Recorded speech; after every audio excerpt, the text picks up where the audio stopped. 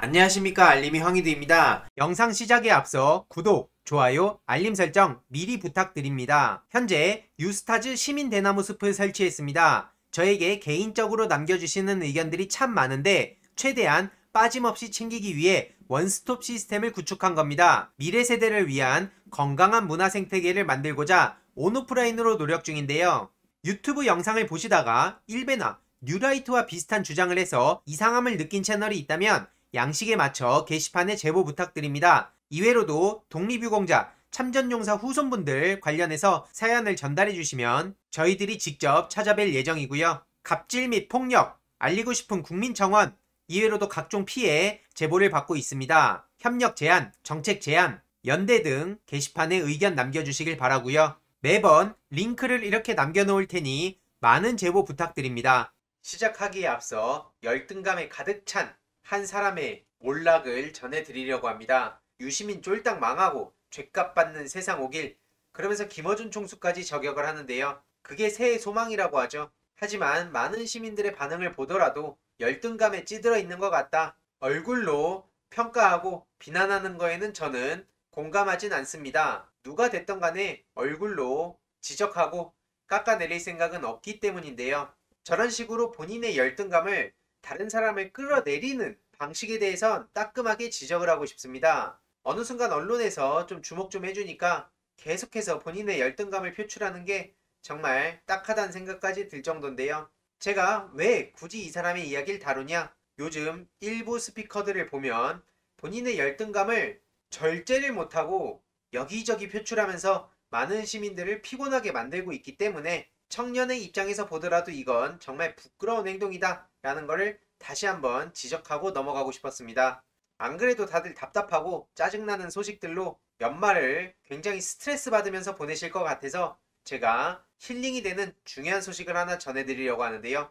최근에 이해찬 대표님의 책인 이해찬을 읽었습니다. 특히 공직자로서의 이해찬 대표님이 여태까지 어떤 삶을 살아오셨는지 쉽게 느낄 수 있었습니다. 전략 기획통으로서 이해찬 전 대표님의 걸어오신 길이 한눈에 담겨있는 책인데요. 원래 저는 입법, 제도의 중요성은 알지만 뭔가 딱딱하다는 생각을 가지고 있었는데 이해찬 대표님이 그간 걸어오신 길을 보면 제도 변화가 얼마나 중요한지 쉽게 느낄 수 있고, 왜 우리가 죽을 때까지 정치, 사회 문제에 관심을 가져야 하는지 쉽게 알 수 있고 가슴이 뜨거워지는 느낌을 받았습니다. 특히 주위에서 까칠하다는 평가를 받는 게 정치인으로서는 얼마나 큰 타격인지 스스로 잘 아시면서도 끝까지 소신을 지켜오신 이유를 보며 참 많은 걸 느끼고 배울 수 있었는데요. 개인적으로 놀랐던 건 최근에도 일배성 콘텐츠의 심각성에 대한 고민을 전했는데 굉장히 진지하게 경청하시며 대안까지 전해주셨다는 겁니다. 많은 분들이 그래서 힘든 시기를 보내고 계실 텐데 지금 이 시점에도 돌아볼 수 있는 좋은 내용들이 있어 일부 공유드립니다. 시대에 따라 주어진 과제에 얼마나 최선을 다했는가, 성과가 없어도 후회 없이 최선 다했다면 성공한 것이라고 생각하신다는 입장을 밝히셨고요. 늘 어떤 상황이 닥치면 그 중에서 나는 어떤 일 하는 게 좋을지를 자문하고, 정책 방향은 가치를 중심으로, 그러나 방법은 실용적으로, 그리고 성실한 계량주의자가 세상을 바꾼다고 생각한다는 얘기고요. 이외로도 역사는 발전하는데 하루아침에 바뀐다는 게 아닙니다. 실패와 시행착오, 오류와 패착, 대립과 갈등 속에서 조금씩 전진하는 거고, 가치와 이상은 진공의 상태가 아니라 현실이라는 진료와 마찰하며 자리를 잡기 때문에 하루아침에 근본적으로 뭔가를 뜯어 고치려는 생각과 시도는 오히려 위험하다는 거죠. 아마 20년 연말에 굉장히 걸맞는 생각이 아닌가 싶습니다. 가치는 역사에서 배우고 방법은 현실에서 배우라는 그런 가치관이 오늘날의 이해찬 전 대표님을 만든 것이죠. 그리고 매사에 정면 돌파하는 것만 능사가 아니라는 거죠. 반개혁적 세력의 화법, 방법을 꿰뚫어서 때로는 그 틈새를 실리적으로 파고들어야 한다는 건데, 특히 이 지점에서 저는 일베에 대한 대응을 하는 저의 평소 고민이 맞닿아서 정말 반가운 심정이 들 정도였습니다. 단순히 일베를 당위성만으로 설명해서는 안 되고 그들이 자극하고 있는 본성, 언어, 욕망, 이런 것들을 실리적으로 잘 파고들어야 된다는 생각이고요. 실용적이란 건 효율적이란 뜻이고, 정면 돌파가 실용적일 때도 있고 타협이 실용적일 때도 있고, 여건에 따라 능수능란하게 전략을 짜야 된다는 얘기입니다. 때로는 우리 사회가 너무 이상주의적인 경향이 강하지 않나 이런 생각을 하는데 모든 사람이 나라를 생각하는 마음으로만 가득 차길 바라는 것도 비현실적이라는 거죠. 인간 일반의 속성을 생각하면 불가능한 얘기고 성숙한 사회는 꼭 지켜야 할 최저선의 수위가 높은 사회라고 정의하셨는데 굉장히 많이 공감 갑니다. 하나씩 쳐내기 시작하면 결국에 남는 사람은 아무도 없겠죠. 과거 열린우리당 실패를 겪으며 좌절할 게 아니라 배워야 하고 북핵 실험 이후 미래를 정확히 예측하고 나서는 미래에 대해서 누가 자신 있게 이야기할 수 있을까? 그건 신의 영역이지만 주어진 상황을 근거로 미래를 예측하고 그 미래를 만들어 나가는 건 인간의 영역이고 특히 지도자는 공동체의 미래를 전망하고 구성원의 역량을 결집시켜서 미래를 준비할 줄 알아야 한다고 주장했습니다. 굉장히 한마디 한마디가 깊이와 사색이 느껴지지 않습니까? 요즘 따라 이해찬 전 대표님이 그리우신 분들도 정말 많이 계실 텐데요. 틈틈이 좋은 소식들 많이 전해드릴 예정이고요. 저 또한 이해찬 전 대표님의 이런 정신을 고스란히 녹여내서 우리 청년들이 오늘날 그리고 머지않아 당면할 과제에 대해서 아주 현실적으로 그리고 전략적으로 대응할 수 있도록 많은 성찰과 공부를 통해 틈틈이 소식을 전해드리도록 하겠습니다. 많이 짜증나고 지치셨을 텐데 이해찬 전 대표님의 명언들 곱씹어 보시며 힐링을 하셨으면 좋겠고요. 최근 추미애 법무부 장관이 오랜만에 입장을 밝히기도 했죠. 그날이 쉽게 오지 않음을 알았어도 또한 그날이 꼭 와야 한다는 것도 절실하게 깨달았다는 겁니다. 쉽게 오진 않지만 그날에 대한 염원을 담고 있다고 생각하고요. 실제로 국민의힘도 지금 호락호락하지가 않습니다. 홍준표 씨가 박형준 씨를 또 저격하고 나섰는데요. 여기는 지금 내부 저격과 분열, 이 씨앗이 점점 더 커지고 있는 상황입니다. 박형준 씨를 저격하며 근신해야 되는데 황교안 씨와 함께 그 좋던 총선 다 망쳤다. 그런 사람이 갑자기 부산시장 하겠다고 나서고 정치가 참 뻔뻔하다. 이런 식으로 비난한 건데요. 지금 국민의힘 상황을 보더라도 갈 때까지 갔습니다.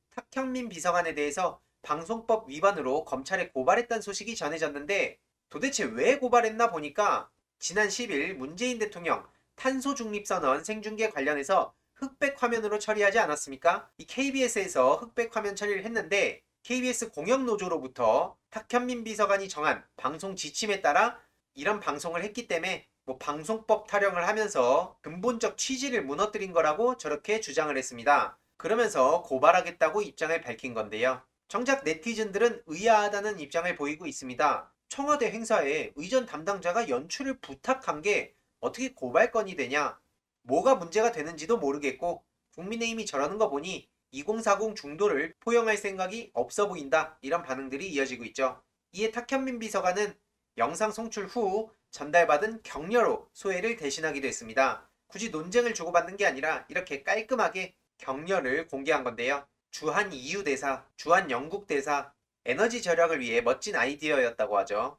주한 네덜란드 대사, 주한 프랑스 대사, 메시지가 잘 전달된 것 같다. 반응이 굉장히 뜨거웠는데 그게 못마땅한 국민의힘에서 저렇게 또 똥볼을 찬 거란 생각이 들고요. 심지어 공수처 미화한다. 방송사를 겁박하고 있는 국민의힘이 또 논란에 올랐습니다. 탁현민 비서관한테 방송법 타령하기 전에 본인들 당에서 지금 공수처 미화했다면서 방영도 되지 않은 방송사를 겁박하는 국민의힘 이 내부에다가 뭐라고 하세요? 말이 됩니까 이게? 이에 민주당 유정주 의원이 또 직접 나서서 뼈를 때렸는데요. 아직 볼 수도 없는데 미화를 구분하는 방법이 뭐냐? 무슨 권리로 지금 저러는지도 모르겠고 방영 시작도 안 한 드라마의 생트집을 잡는 게 말이 되는 겁니까?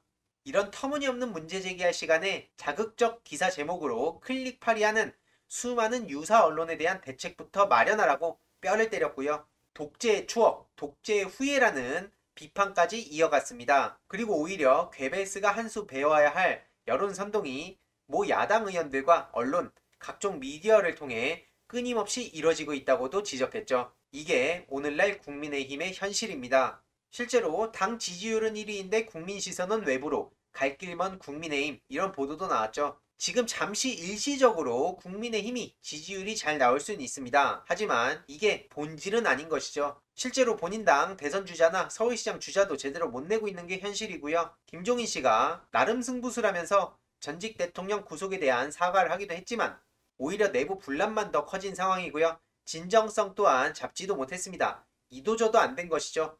인적 쇄신 또한 실패한 셈이나 마찬가지고요. 이런 와중에 나경원 씨는 또 저렇게 이상한 소리를 하고 있는데요. 권력은 진실을 잠시 탄압할 수는 있을지언정 진실을 이겨내지는 못한다라고. 이건 마치 본인의 미래에 대해서 하는 얘기 아닙니까?